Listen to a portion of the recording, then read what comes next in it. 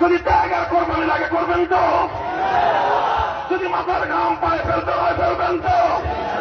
আপনার অস্ত্র ছেড়ে আল্লাহর কাছ থেকে সাহায্য চাইতে হলে আল্লাহর কাছে জায়নামাজে দাঁড়িয়ে চেষ্টায় লুটি আল্লাহর সাহায্য চাইবেন তো?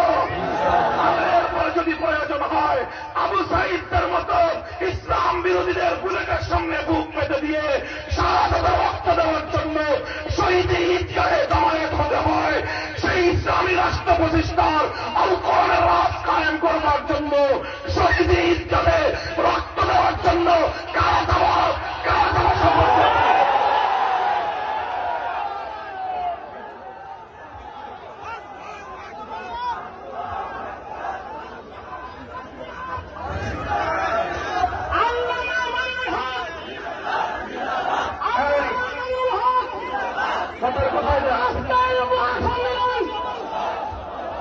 এগুলো কি শুধু কথার কথা না শপথ?